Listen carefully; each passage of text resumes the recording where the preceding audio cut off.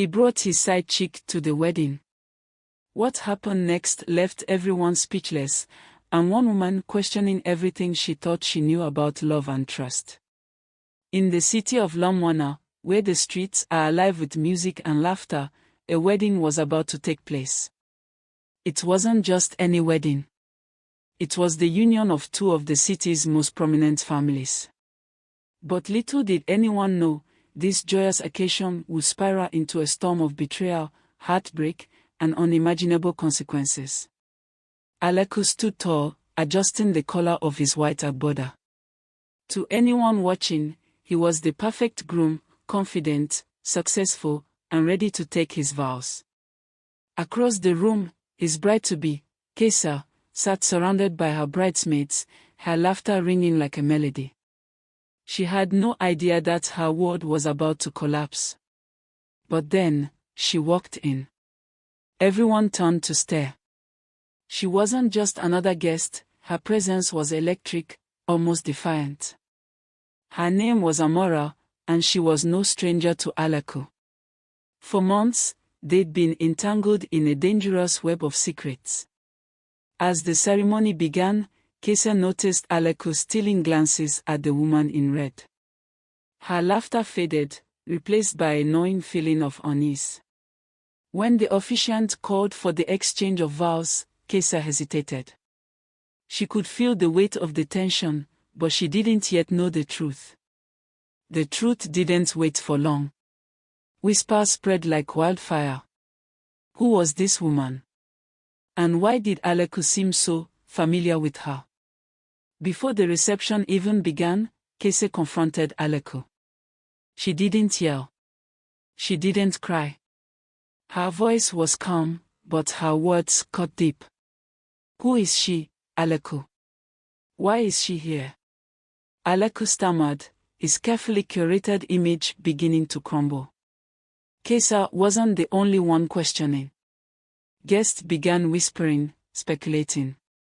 Aleku's family tried to control the situation, but the truth was slipping through their fingers like sand. The story unraveled in pieces.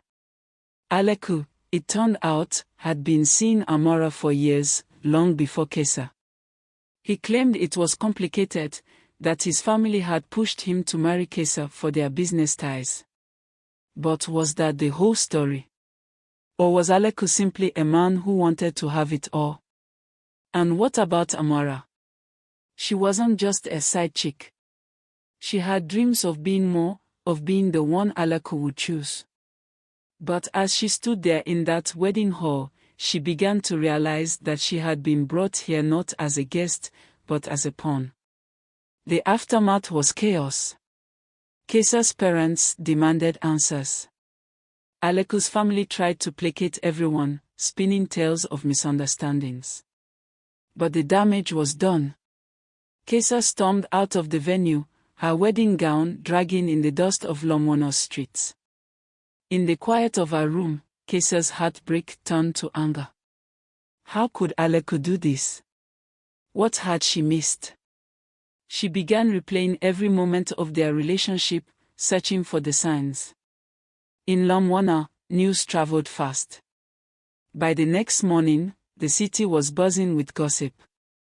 Everyone had an opinion. Some blamed Aleku, calling him a disgrace. Others whispered that Kesa should have seen it coming. But in the midst of it all, one thing was clear, the city was watching. Kesa became the center of attention. Strangers approached her with sympathy, while others questioned her decision to marry Aleku in the first place. The weight of public scrutiny became another layer of her pain. And then, there was Amora.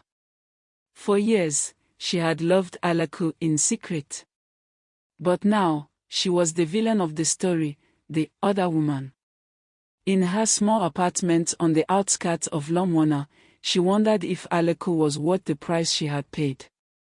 She wasn't innocent. She knew Aleku was engaged.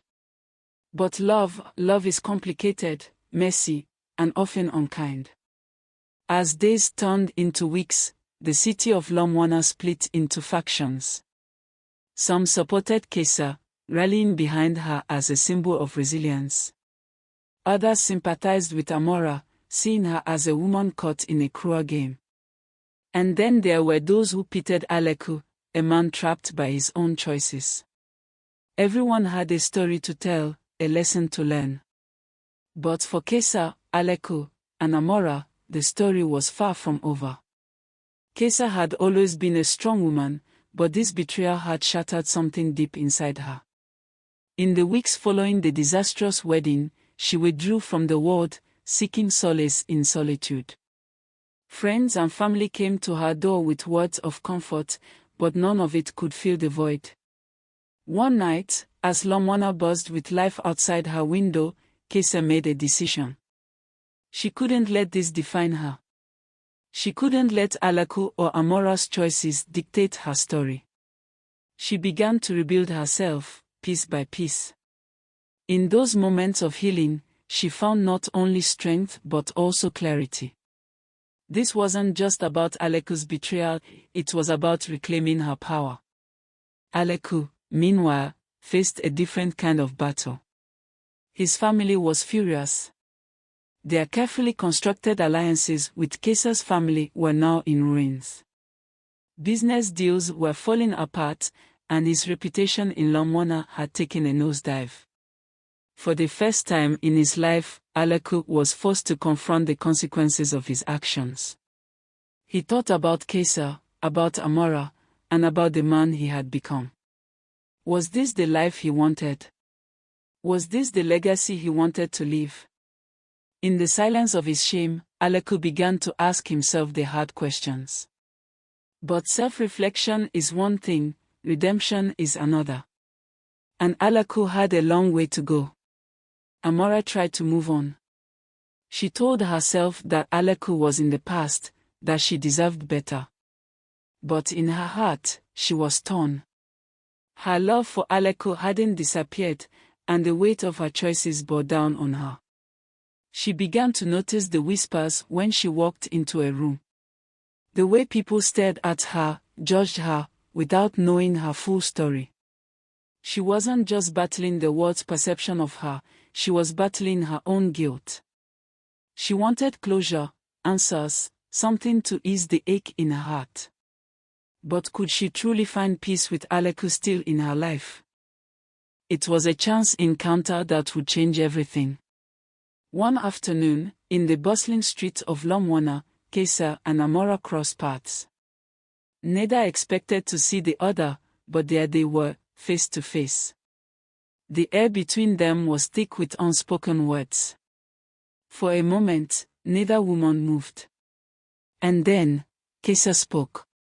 Why? It was a simple question, but it carried the weight of 1,000 emotions. Amora could have walked away. She could have avoided the confrontation. But instead, she answered. Because I loved him. Because I thought he loved me too. What began as a tense standoff turned into something unexpected, a conversation. For hours, the two women sat in a small cafe, sharing their pain, their anger, and their stories. They didn't become friends. They didn't forgive each other. But they found something neither had expected, understanding. For the first time, Kesa saw Amora not as a villain, but as a woman caught in Aleku's web, just like her. In that cafe, they began to see that the true villain wasn't each other, it was the man who had betrayed them both. Aleku, unaware of the meeting between Kesa and Amora, was plotting his next move. He couldn't lose Kesa, not after everything. He knew he had made mistakes, but he believed he could fix them. With every word, he convinced himself that he could win her back. That if he could just explain, Kesa would understand. But Aleku didn't realize that the damage he had done couldn't be undone with mere words.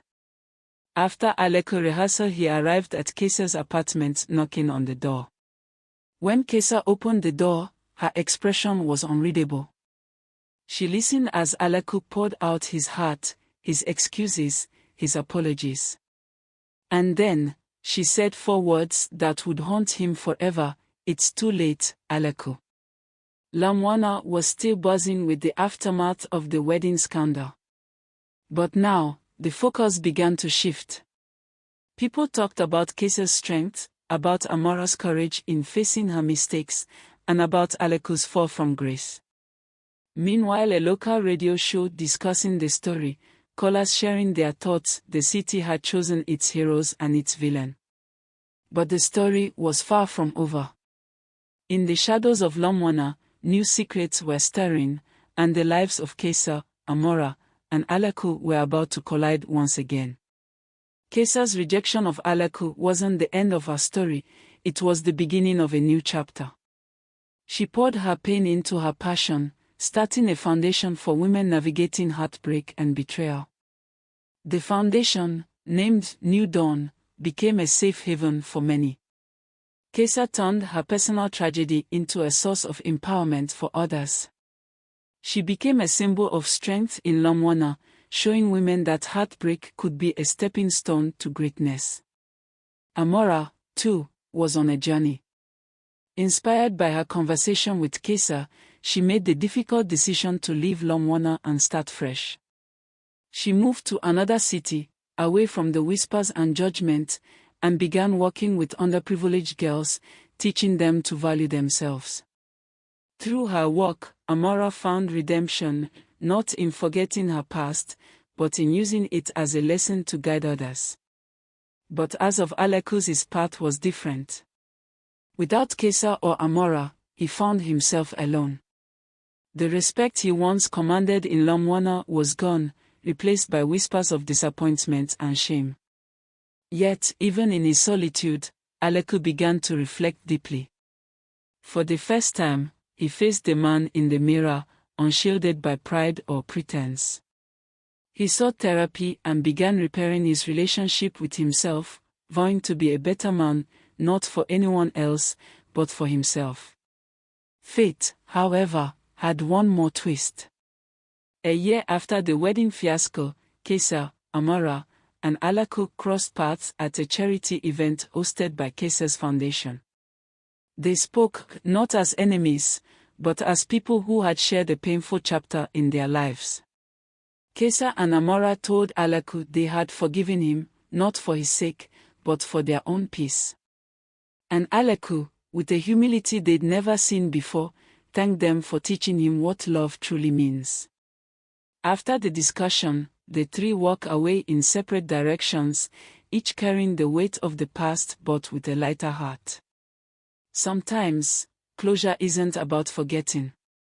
It's about accepting what was, learning from it, and moving forward. Lamwana, with its vibrant streets and golden sunsets, continued to hum with life. The city had moved on from the scandal, but the lessons it left behind remained. Kesa's foundation thrived, Amora's new life flourished, and Aleku's quiet journey toward redemption continued. Their stories were no longer intertwined, but each carried a piece of the other in their hearts.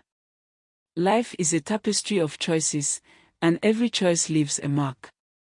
Betrayal, pain, and heartbreak may break us momentarily, but they also teach us the most profound lessons. From Kesa, we learn the power of resilience. From Amora, the courage to seek redemption. And from Aleku, the importance of self-reflection and growth. And so, the story of Kesa, Amora, and Aleku comes to an end, but its lessons live on. Thank you for watching this gripping tale of love, betrayal, and redemption. If this story moved you, don't forget to give it a thumbs up, share it with someone who needs a little inspiration, and subscribe to our channel for more captivating stories like this one. Until next time, stay strong, stay inspired, and remember, you have the power to turn any setback into a stepping stone for a brighter future. Thank you, and goodbye.